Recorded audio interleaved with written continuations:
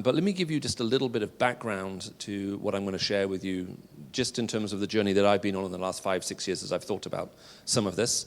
And then it will hopefully allow you to particularize it into the situation that you're facing right now. I'm not an expert on any particular country, and so I'm always very hesitant about jumping in and trying to describe when you're coming from outside what it's like actually from the inside. But in terms of a global movement, we're in one of the most interesting cultural shifts that I think we've probably seen in, well, I would say not just in our lifetime, possibly in the last 400 to 500 years. And let me explain what I mean by that. About 5-6 years ago, I was giving some thought to some of the challenges that we were facing in UK and US culture. And I was very interested just in the rising sense of bitterness that there seemed to be just within the culture generally. And a little while later, a few months after, I was speaking at a major conference over in Asia with leaders from 18 different countries right across this region. And I gave an illustration of saying, here's what's happening in the West right now. And as soon as I'd finished that talk, I then got invitations from political leaders and CEOs of major corporations from every single country represented in the room to say, we're in exactly the same situation you just described. Will you come and speak in our country? Will you speak to our leaders, to the business leaders? So then I can remember thinking, clearly this isn't just sort of like a Western issue. Obviously, there's something happening in Asia too. Well, a few days later, I was back in my home, and a businessman from Africa was visiting the city at the time. He had done a lot of his business empire, I think, is meant to be like the 7th largest in the entire continent of Africa, something like that. And do you want to turn one of the lights off? We met for, we were meant to meet for half an hour, and 3.5 hours later, his response was, look, I need you to come and meet with me with the various heads of states right across Africa, because what you're describing is true for every country in Africa too. And it was interesting, having just been in South America, meeting with some of the Supreme Court Justice there, the President, various of the leaders, the CEO and the Chairman of the largest single company in their entire economy, also addressing this issue, and hearing from other leaders who'd come from right across South America. You've just described exactly where we are. So one of the challenges of what I'm about to talk to you is that we're in a very unusual position globally, in that almost every country of the world that I've been to is wrestling with the same set of questions and the same set of struggles. Now that's very unusual. Having spent 23 years now crisscrossing across the globe and having spoken in so many different countries, normally as you move from one country to another, to another, to another, you find that there's this huge variation. So one of the questions I've been wrestling with, therefore, is how can so much of the world be locked into the same place at the same time? Now, the reason why it's an important issue is the issue that or the struggle or question I want to raise with you is one that can lead to huge global upset, and I'll come to that in a moment. But let me just start with, if I can, just a small phrase in the Old Testament that really jumped out to me as I was doing some research into this. In the book of Amos, there's a phrase where it talks about, is it possible for horses to run on rocky crags? And do you use the oxen to plow the ocean? But you have turned justice into bitterness, so all your righteousness tastes like poison fruit. And that phrase about turning justice into bitterness really grabbed me, because we live in a world right now where everyone is talking a lot about justice and what it looks like and the need for it, but most of the cries for justice that we have are bitter. So what the prophet is saying is, if the quest for justice is bitterness, even if you get what is just, you're still left with the bitterness at the end of it. Now, what that also means, therefore, if the quest for justice is love and compassion, when you get justice, what you're left with is love and compassion. And those two things work out very differently in any given society in the world. Now, the danger, therefore, is that with a bitter quest for justice, is that we fool ourselves into thinking when we get what is right, then everything will be okay. However, it's possible to pursue justice in a society whereby even if you get what is right, it's going to taste like poison to everybody else. In other words, you haven't united a society around the quest for justice, you've split it. Not because you were pursuing justice, but the manner in which it was pursued has actually caused the division. And that's now one of the biggest problems that we actually have. We live in a world where people feel justified to go to almost any length to get the right result, without them ever stopping to ask whether the means by which they're pursuing that justice could actually end up doing more harm than the original offense in the first place. Now, I want to be very, very clear. The Bible makes it painfully clear for Christians. The question is not whether we pursue justice. We're not even given that option. We have to pursue it, and we have to fight for it. For the defenseless, for the widow, for the poor, for the societies we're in, for the challenges we face, we are commanded to engage with that in a way to bring about justice. However, the motive by which we pursue justice, the Bible tells us, is just as important, and in some cases even more important than the pursuit of justice in and of itself. Now, I'm going to try and just unpack that just a little bit more, and then throw this open up for questions for all of you, because one of the next questions comes then twofold. Okay, if the quest for justice has become bitter, one, why is it such an important issue? And two, what does that actually mean for us today? How have we ended up there, and what can we do about it? So let's just deal with question number one first. Why is it such an important issue? Well, I don't know how much of you are familiar with European history, but let me give you a European story. Now, I was raised a lot of my life in the Middle East, but we've got 3,000 years of territorial war there. So the reason I'm picking a European one is so I can move from a point of peace to disruption more easily. Now, I don't know how many of you are familiar with a guy called Prince Lazar, but Prince Lazar was the ruler of Kosovo from the late 1200s into the early 1300s. He was a warrior figure. He adopted the title prince than any of the other titles that could have been given to him. And he was involved in a whole series of running battles in that part of the world. And he was killed during these battles. Now, depending whose history you read, he was either killed in prison, stabbed in the back, or he was killed on the battlefield. The people of Kosovo believed he'd been stabbed in the back in prison. They were very bitter and angry about the manner in which he had been killed. Now, because he was such a hero to the people, they wanted him buried in their home city of Kosovo. But because of the military instability and the political instability, he was buried outside of the city. Now, the people from that region, they sang songs about him. There were nursery rhymes about him. There were stories told about him. Actually, up until this day, some of those stories, some of those nursery rhymes are still repeated in that part of the world to this day. And from that day, that region, that part of that world defined itself as a nation in mourning. Now, there are a whole series of moves to try to get the body returned back to Kosovo. They all failed. In the late 1800s, when the Austro-Hungarian Empire was in charge of that part of the world, the Kosovans made a renewed plea to the emperor on the 500th anniversary of this guy's death to return him to the city so he could be buried. It was refused. Now, as they battled towards this 500th anniversary date, a young Kosovan decided that it was finally time, after 500 years of waiting for justice, 500 years of waiting for this body to be returned, that they needed to extract revenge. So a young Kosovan guy set out and assassinated the nephew of Archduke Franz Ferdinand and started the First World War. Some of these historical grievances run so deep and over such a period of time that they can actually plummet the entire world into chaos. As the 600th anniversary of the death of Prince Lazar loomed, the then leader of that part of the world, a guy by the name of Slobodan Milosevic, announced to the Kosovan people that if it was the very last thing he did, he would have the body returned and buried in the city. Well, they got the body returned. It was toured around the nation, every village, every town, every city. Everyone came up wearing black because they were a nation of mourners. They mourned the loss of Prince Lazar. A giant statue of him was erected in the capital. And almost 600 years to the day, the genocide in that part of the world began.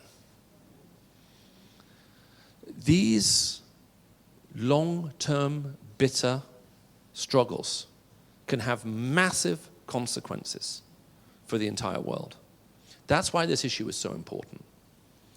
Now, we're going to use a term which I really, really, really don't like. It's a term that came from psychology and social psychology, but we're now using it in sociology, and for that reason it doesn't translate very well, and it causes a lot of defensiveness, and ideally I'm looking for a whole new word, but I haven't been able to come up with one yet. But the psychologists would call this, in essence, what's called a victim mentality. A victim mentality is when you allow yourself to be defined by your historical grievances, where your historical grievances and pain and struggle, or your present grievances, pain and struggle, define who you are. And therefore, a violation of those things is a violation of your identity, of your worth, of who you are. And therefore, you are excused almost any form of measure to bring about the retribution you feel would finally bring you peace.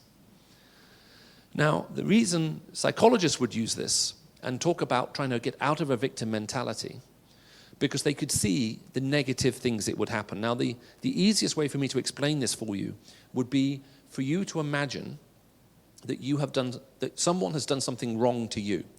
For victim mentalities to prevail, you need real injustice. So we're not talking about pretend injustice or pretend wrongs or things that didn't happen that you think that happened. Sometimes people invent that stuff, that's true. But we're talking about real, deep pain. And the question is, how will you respond to the pain that I inflict on you?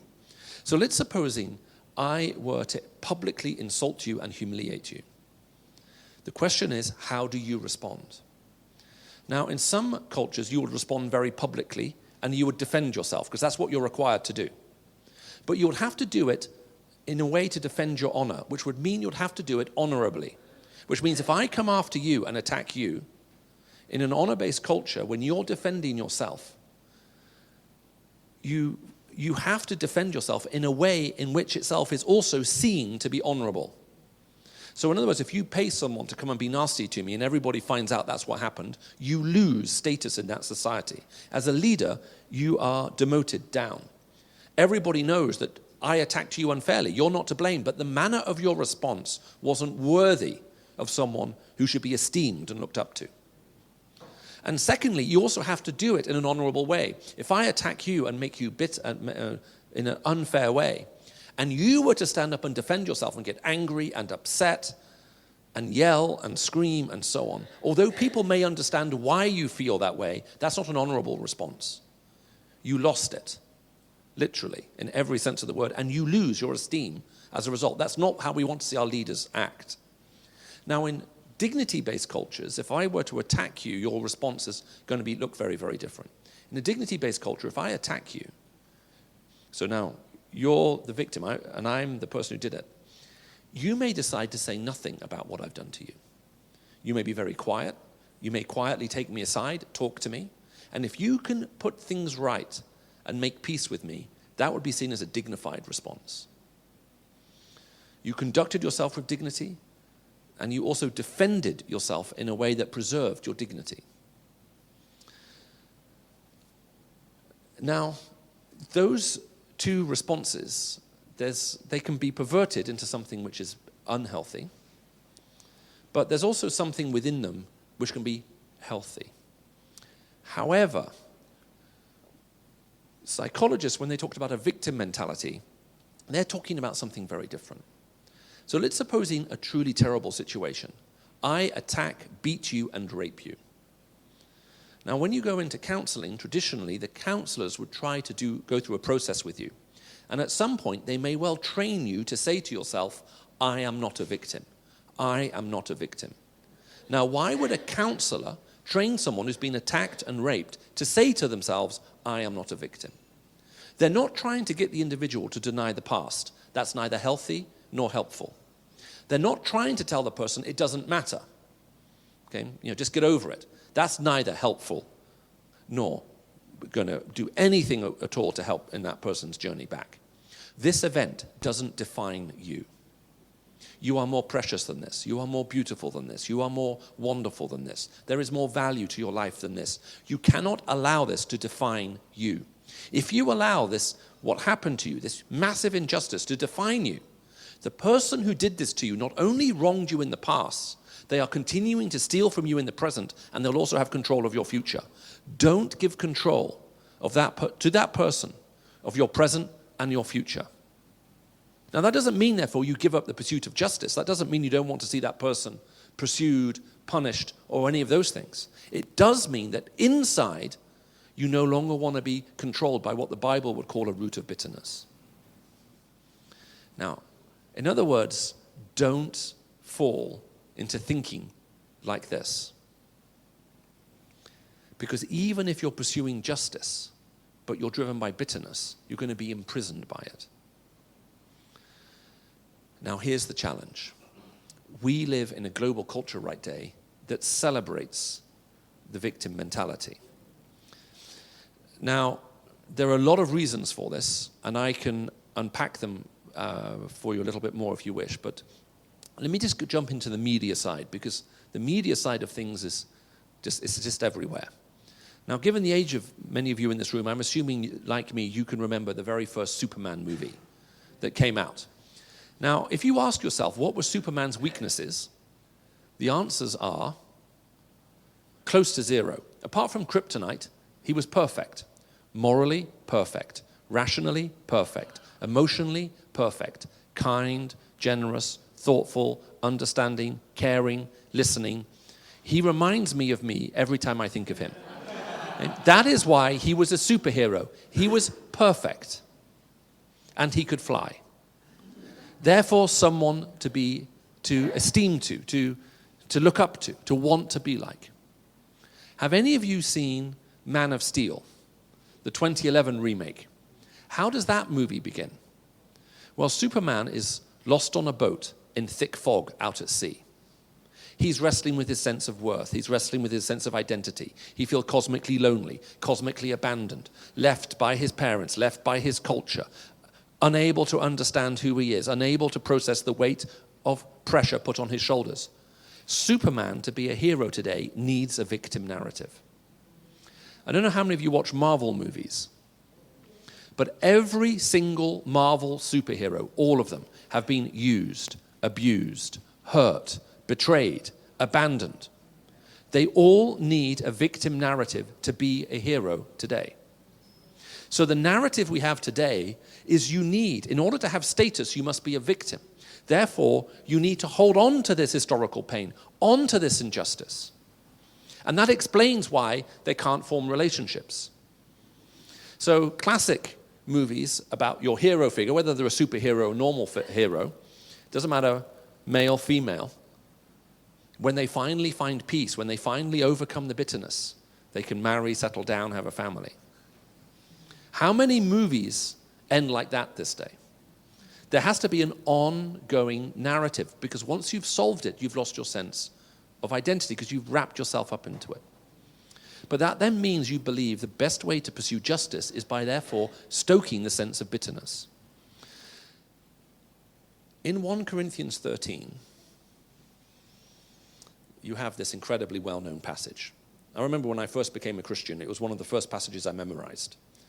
I can remember I started memorizing verses. I have the strength to face all conditions by the power that Christ gives me, phrases like that. 1 Corinthians 13 was the first chapter of the Bible I ever memorized, and I'd only been a Christian for a week. And I went to my first at the Bible study, and the guy had decided to study 1 Corinthians 13 in this little Bible study group I just started. So I rather amazed this guy when he said, would anybody like to read the passage? And I said, yeah, sure, I will. Took the Bible, didn't look at it, and just recited it by heart, because I just spent 3 days learning it. And I've always been a bit intimidated by that passage because there's so much in it. I've always felt scared to preach from it. And so it was only fairly recently I actually felt I had the courage to teach from 1 Corinthians 13 in detail, because I thought there's just so much here I feel I need to understand better before I start to offer an explanation of it. But when I was speaking from it last year, I suddenly realized something that I'd never noticed before, even though for the last 4 or 5 years I've been doing some quite in-depth study through it. The way 1 Corinthians 13 starts is it talks about, well, first of all, that we have to have love. And then it goes and it says, look, if I can speak in the tongues of angels, but I do not have love, my voice is merely a clanging cymbal. Okay, and I have nothing. If I have all of the wisdom that this world affords, and all of the insight, and the kind of faith that can move mountains, but I don't have love, I gain nothing. If I give everything I have to the poor, complete 100% sacrifice of myself in service of others, but I have not love, it amounts to nothing. Now, what I realize is, because I hadn't paid particular attention to the passage close enough, I realized I was imagining it wrong. I realized that for the first 20 or so years of my Christian life, 30 years of my Christian life, what I'd imagined 1 Corinthians 13 was saying, you have some really hyper-spiritual people. They are very, very gifted, very, very impactful, but they're not very loving towards other people. And you look at them and you think, gosh, you've got so much. You've got so much to offer. You're like 80% of the way there. If we could just add a little bit of love to soften you up a bit, then it would complete the picture. Or you meet people who are utterly brilliant. I mean, so smart. I mean, I listen to some of my colleagues now talk on artificial intelligence. I feel artificially intelligent. Listen to them talk about artificial intelligence. They're genius. So you can look at people around the world and think, gosh, you're so smart. But you just don't love people. And if we could just add love to your character, it would close off the character. It would give you 100%. Or we look at people who are just out there serving. And it's hard sometimes not to get cynical when you're on the front line helping people day in, day out, wondering if anybody else notices or cares. So you can get a bit hard. And we see people who are serving in a huge way, and we think, you know what, if you were just loving and more kind to other people. So we think they've got 80% and they're missing 20%. That's not what that passage is saying at all. That 1 Corinthians 13 is saying, if you do all of these things but you don't have love, you don't have 80%, you have 0. You have nothing. You gain nothing. It amounts to nothing. It is nothing. Not something, not half of it, not a percentage of it, 0. In other words, if love isn't driving all of these things, it is nothing. The service, the leadership, the love, the sacrifice, the giving, the theology, the spiritual pursuit of God, the development of spiritual gifts, all of these are nothing without love. 0.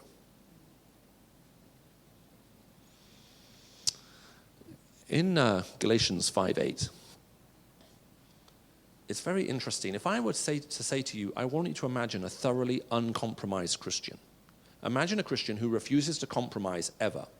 Now, if you close your eyes, I'm not going to close my eyes, otherwise I'll fall asleep on my feet. But if you close your eyes and I say, I want you to imagine a Christian who never, ever compromises, what kind of image comes to your head? Well, normally it's someone who's quite hard, quite steely, quite strong, quite, Well, in the book of Galatians, in chapter 5, we're told what the fruit of the Spirit is. Love, peace, joy, patience. You know the list. So don't compromise on that.